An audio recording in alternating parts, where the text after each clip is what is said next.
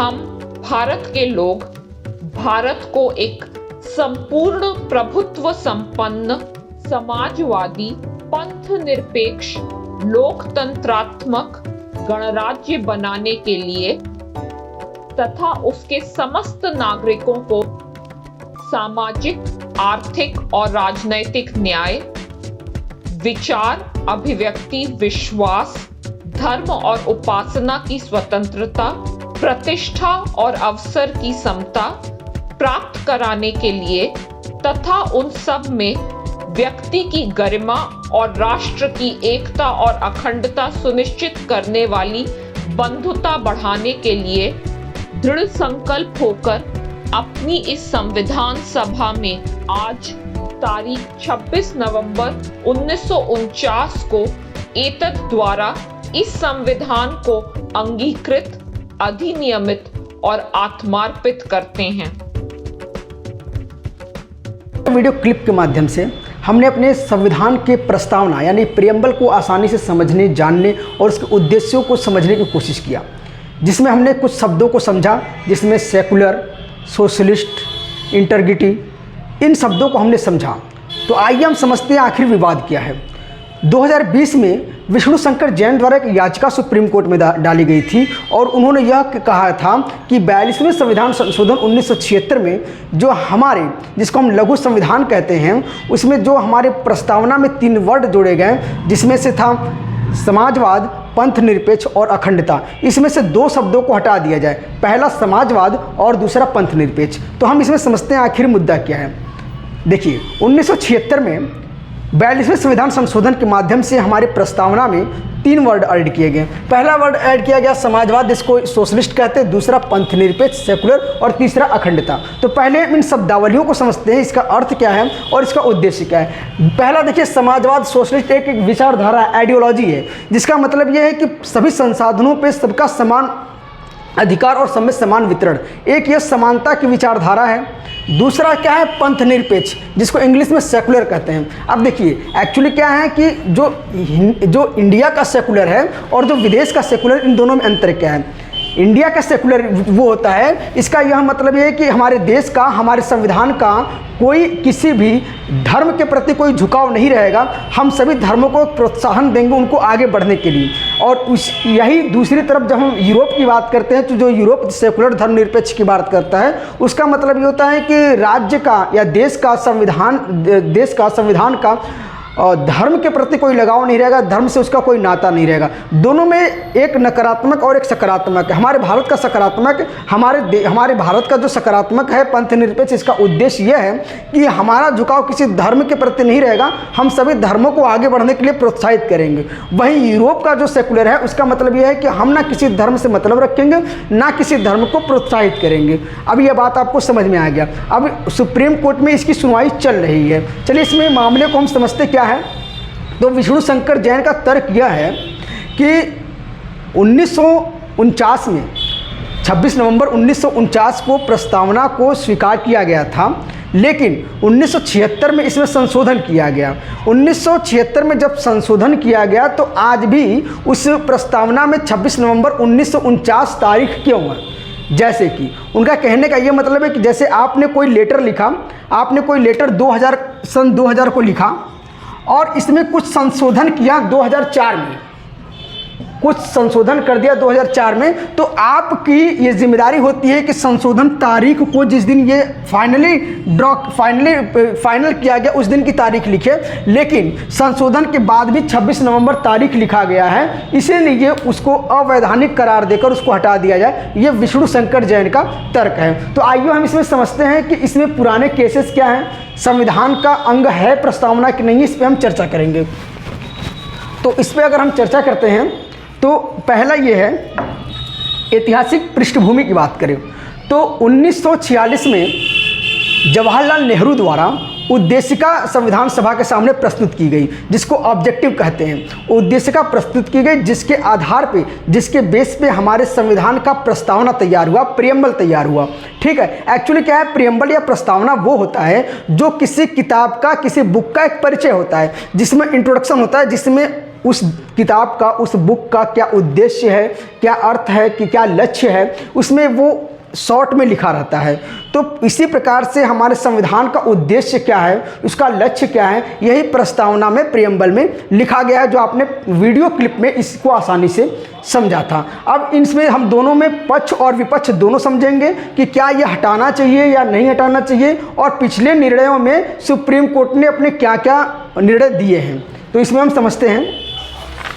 तो अगर हम न्यायालय की बात करें तो पहला बेरुबारी एक केस आया था 1960 में। 1960 में एक केस आया बेरुबारी। इसमें कोर्ट ने यह कहा, सुप्रीम कोर्ट ने यह कहा कि प्रस्तावना यानी प्रियम्बल संविधान का अंग नहीं है। उसके बाद 1964 में राजस्थान बनाम सज्जन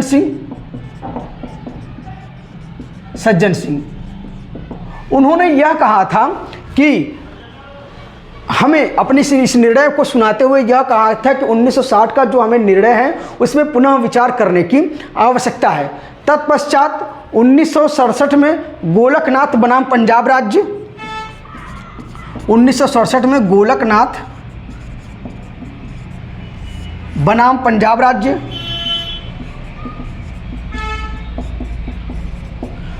उसमें यह कहा गया था कि जो प्रस्तावना है यानी प्रियम्बल, जो प्रियम्बल है, जो प्रस्तावना है जिसमें संशोधन की बात हो रही है, वो संविधान का आत्मा है। तत्पश्चात 1973 में एक ऐतिहासिक निर्णय आता है। 1973 में एक केस आता है केशवानंद भारतीवाद। इस केस में कुछ प्रिंसिपल दिए गए, संविधान का कुछ principle, basic structure of constitution, यानी कि संविधान की आधारभूत संरचना। उन्होंने यह कहा कि प्रस्तावना भी संविधान का अंग है, और जैसे एक मकान में गेट इंपॉर्टेंट होता है और वह मकान का ही हिस्सा होता है, वैसे प्रियम्बल प्रस्तावना संविधान का ही अंग है। संविधान के प्रस्तावना के माध्यम से ही संविधान को समझा जा सकता है। हालांकि ये कोर्ट द्वारा इन्फोर्सेबल नहीं है, यानी कि कोर्ट द्वारा ये प्रवर्तनीय नहीं है। और उन्होंने यह कहा कि preamble is a not source of right and is a not source of limitation, यानी कि जो प्रस्तावना है यह आपके किसी अधिकार का स्रोत नहीं है, ना ही ये किसी संविधान के सीमित करने का स्रोत है। तो उन्होंने यह कहा था 1973 के बाद में। उसके बाद तमाम केस आते गए। 1995 में LIC ऑफ इंडिया केस में सुप्रीम कोर्ट ने यह कहा कि प्रस्तावना संविधान का अंग है, संविधान का भाग है, उसमें संशोधन आप कर सकते हैं लेकिन आधारभूत संरचना के दायरे में। तो अब इसके बाद इसमें पक्ष में हम समझेंगे, विपक्ष में समझेंगे। तो पहला हम पक्ष यह समझेंगे कि कौन कौन चाहता है कि समाजवाद और सेकुलर शब्द संविधान में बना रहे, संविधान में बना रहे, प्रस्तावना में।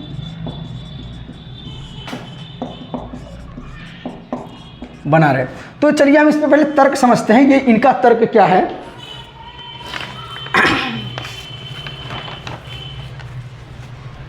इनका तर्क यह है कि 1976 में जब ये संशोधन हुआ था तो उन्होंने यह कहा था कि 26 वर्षों में, लगातार 26 वर्षों में यह बहस होने लगी कि क्या हमें संविधान में कुछ बदलाव करने चाहिए, संशोधन कुछ करने चाहिए, इनके आदर्शों और मूल्यों में कुछ क्या परिवर्तन करने चाहिए।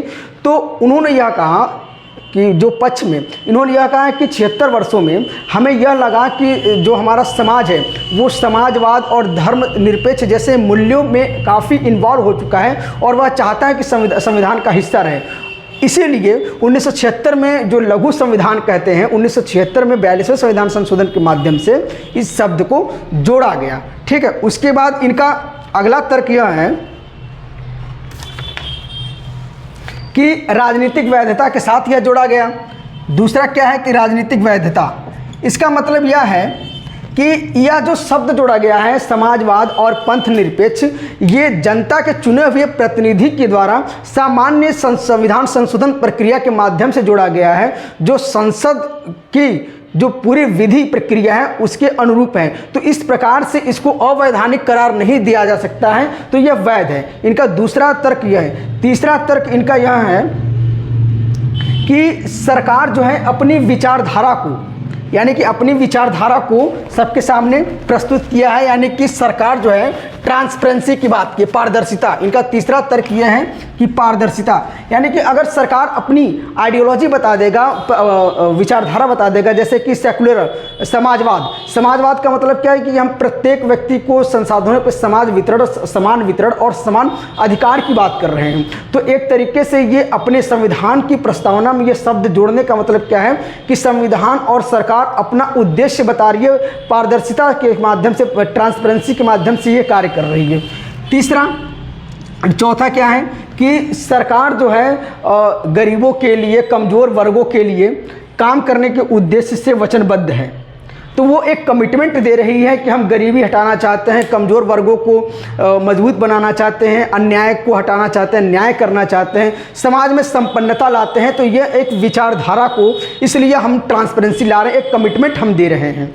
तो यह था इनका तर्क, जो चाहते हैं कि जो हमारे प्रस्तावना में सोशलिस्ट और सेकुलर शब्द बने रहें। अब हम ये हम देखते हैं कि कौन चाहते हैं कि यह शब्द नहीं रहे, हटाने के लिए नहीं रहे यह शब्द। अभी इनका तर्क बहुत अच्छा है, इनको समझिएगा, क्योंकि अक्सर आपको मीडिया सही चीज़ें नहीं बताती है और हम आपको संविधान के उन मुद्दों को, उन तथ्यों को बताते हैं जो अक्सर मीडिया से ये छिपे रहते हैं। तो आइए हम देखते हैं वो जो चाहते हैं कि यह नहीं रहे। तो इनका जो पहला तर्क है, पहला इनका तर्क है कि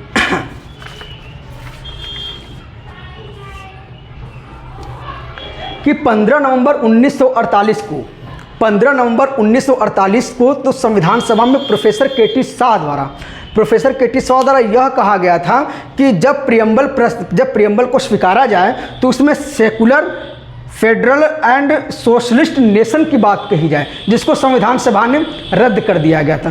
तत्पश्चात 25 नवंबर 1948 को यह कहा गया था कि सेकुलर शब्द को जोड़ा जाए। तत्पश्चात संविधान सभा ने इस प्रस्ताव को रिजेक्ट कर दिया। उसके बाद 3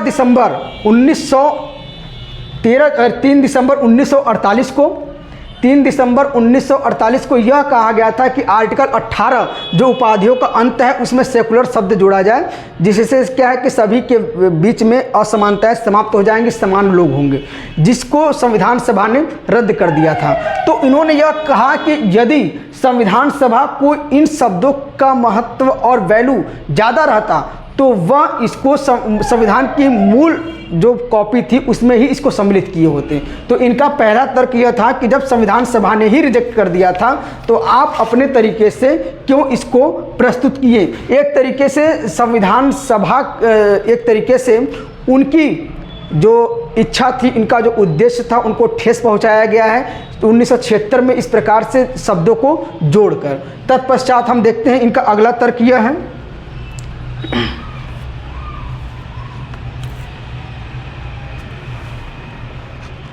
अगला तर्क यह है कि ये जो शब्द हैं सोशलिस्ट और पंथ निरपेक्ष एक तरीके से संविधान के ही विरोधी हैं। जैसे कैसे?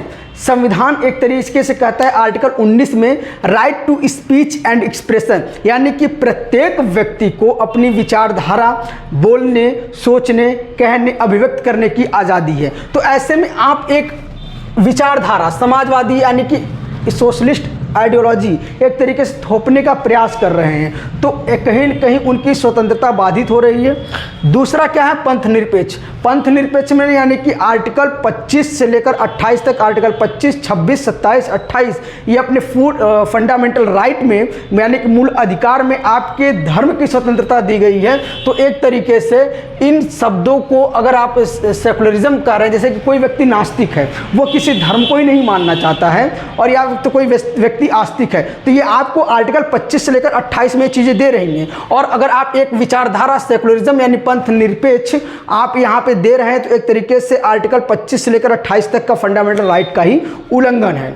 इनका अगला है कि अगला इनका तर्क यह है कि जब पंथ निरपेक्ष और समाजवाद शब्द को जोड़ा गया तब देश में इमरजेंसी का माहौल था। 1976 में इमरजेंसी थी, ज़्यादातर विरोधी नेताएं जेल में थी, तो एक तरीके से ये अवैधानिक था, इसको समाप्त कर दिया जाए। इनका तर्क यह है। उसके बाद अंबेडकर जी के सामने जब ये शब्द आया था कि अंबेडकर जी से यह पूछा गया था कि क्या इन शब्दों को जोड़ा जाए, समाजवाद, पंथ निरपेक्ष, इन शब्दों को जोड़ा जाए, तो उन्होंने इसको रिजेक्ट कर दिया था। कि उन्होंने यह कहा था कि जब ऑलरेडी हमारे संविधान में समाजवाद में समाजवाद का मतलब समान वितरण, समान न्याय, समान उनके लिए समानता की भावना, आर्टिकल 39 यानी कि राज्य के नीति निदेशक तत्व में लोक कल्याणकारी की जो भावना है उसमें ऑलरेडी हमने प्रस्तुत कर दिया है, तो हमको अलग से शब्द इसमें जोड़ने की क्या ज़रूरत है। दूसरा क्या है समाजवाद, अरे दूसरा क्या है पंथ निरपेक्ष। पंथ निरपेक्ष यानी कि फंडामेंटल राइट ऑलरेडी उसमें दे दिया गया है। तो भीमराव अंबेडकर का विजन या दृष्टिकोण यह था कि अलग से प्रस्तावना या प्रियम्बल में इस प्रकार से शब्दों को न जोड़ा जाए। इसके बाद हम इस वीडियो बनाने से पहले एक सर्वे किए थे और लोगों से जानने की कोशिश किए थे कि आपका क्या व्यू है इस प्रकार से याचिकाओं को अचानक से कोर्ट द्वारा, न्यायालय द्वारा सुनवाई करना। तो वहाँ से ही कुछ कंटेंट हमें समझ निकल के आया है। उन्होंने यह कहा है कि पंथ निरपेक्ष और समाजवाद एक तरीके से सरकार जो है समाजवाद को इसलिए हटाना चाहती है कि उद्यमियों की सरकार हो, व्यापारियों की सरकार हो और व्यापारी वर्ग शासन करे, इसलिए समाजवाद शब्द को हटाना चाहती है। पंथ निरपेक्ष शब्द को इसलिए हटाना चाहती है कि सरकार की मंशा है कि कहीं न कहीं भविष्य में एनडीए सरकार के द्वारा हिंदुत्व राष्ट्र या हिंदू राष्ट्र घोषित करने में ये अड़चन ला रहा हो, इसलिए इसको हटाया जा रहा हो। ये एक राजनीतिक व्यू है, आप इसको परीक्षा की दृष्टि से ना देखें, ये जनता का एक व्यू है। तो आपका अपना व्यू क्या है, अपना नज़रिया क्या है, आप कमेंट बॉक्स में अपनी राय दे सकते हैं। आपको यह वीडियो कैसा लगा अपना कमेंट में ज़रूर बताएं। चैनल को लाइक करें, सब्सक्राइब करें। Thank you very much.